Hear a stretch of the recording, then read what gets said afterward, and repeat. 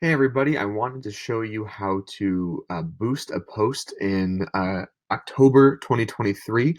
You know, Facebook changes things all the times, but hey, let's get an updated, current for now version of how to do that. So you can see here on my business page, I have a nice listing post here. Got a few points about the listing, nothing too overly descriptive, but some nice facts about the property, things that if you are interested in the home, you're going to find interesting, you're going to want to learn more. If you're not, you're going to keep scrolling. I borrowed a listing from one of our agents in Grand Rapids, Robert Antonini, just using it for the purposes of this training post. I'm not actually going to advertise it, of course, but I've got the post here.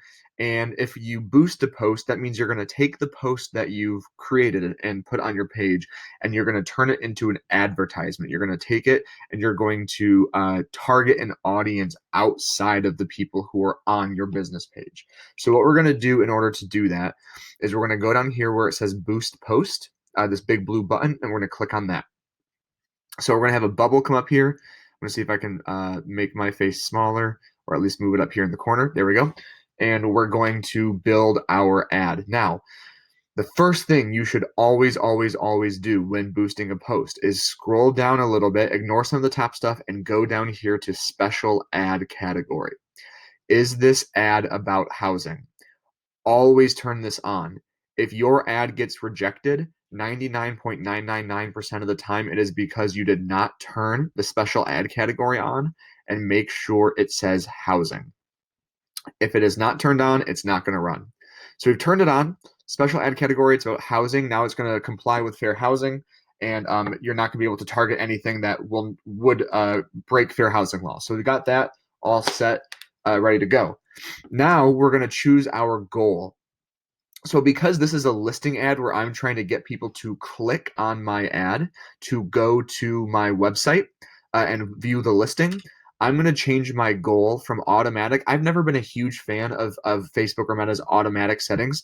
So I'm going to change it from automatic to get more website visitors because that's what I'm trying to do. I'm trying to get people to click on my post and visit my website. So I'm going to click save.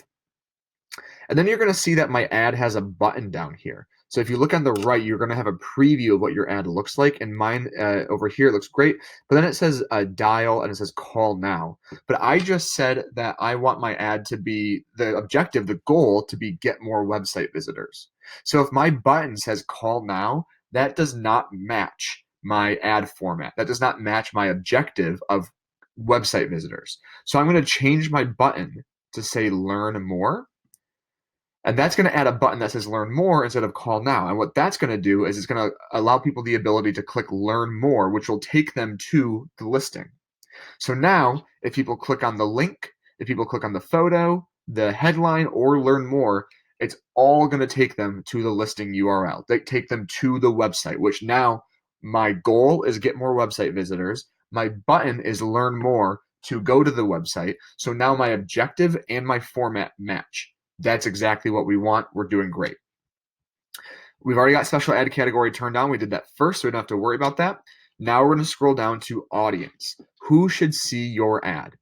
It normally defaults to the entire United States, which we're going to change. It starts to learn a little bit, though, the more you do it. So we're going to change our audience, and we're going to click this little pencil. We're going to zoom in here, this little pencil to do just that. So I'm going to zoom back out, click on our little pencil there.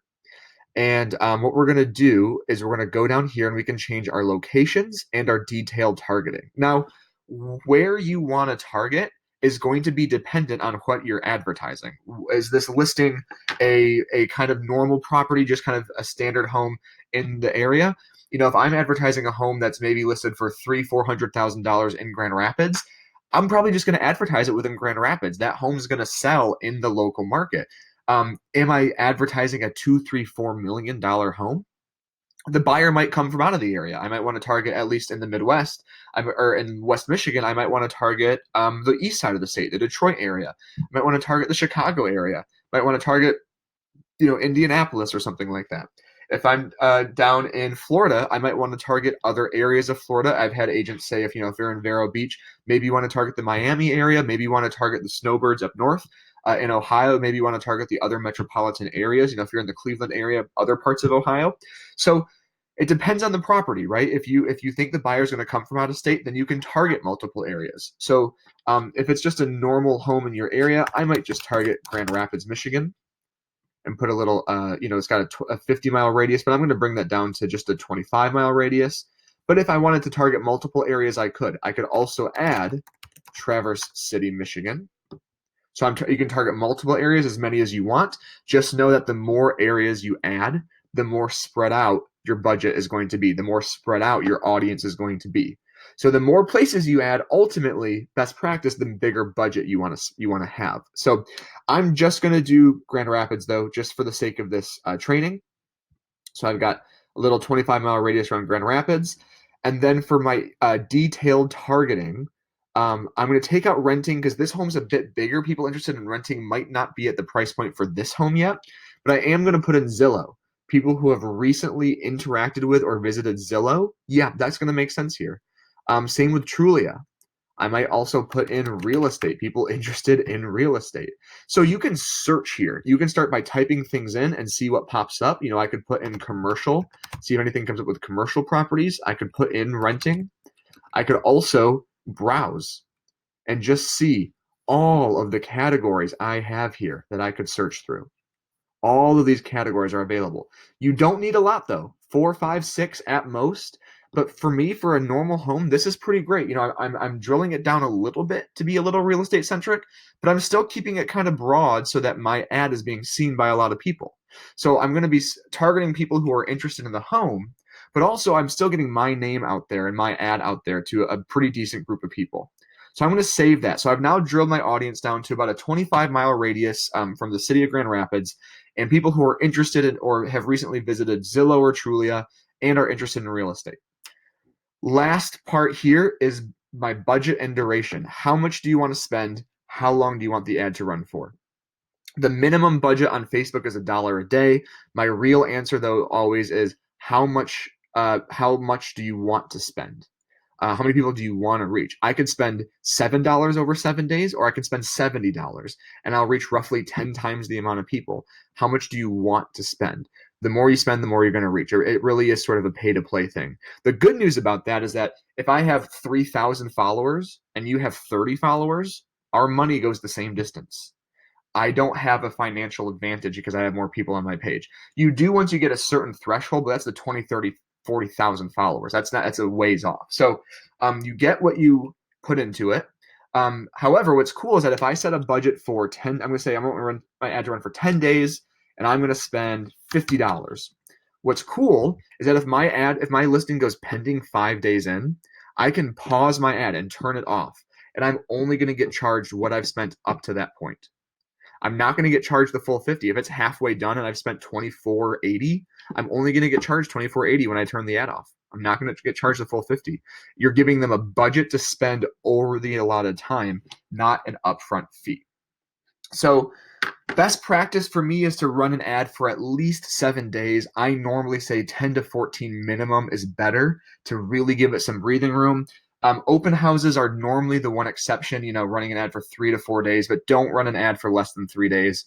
And then I wouldn't run an ad longer than 30. That's just my professional opinion. If you're going to advertise the same home for longer than 30 days, if it's still sitting there, I'd change the ad up a little bit. Run an ad for 30 days, run a different version of an ad, maybe focus on a different part of the home, or maybe you did a listing, a link like this, and then the next month is the video ad or something like that. So that, and then you'd click Boost Post Now down here.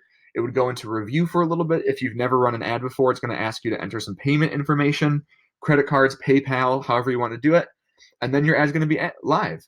And while your ad is live, you'll be able to go underneath the ad or underneath the post and see the analytics live as the ad is running. It's really cool and really helpful, just so that you can see how your ad's performing. You can send those insights to your seller.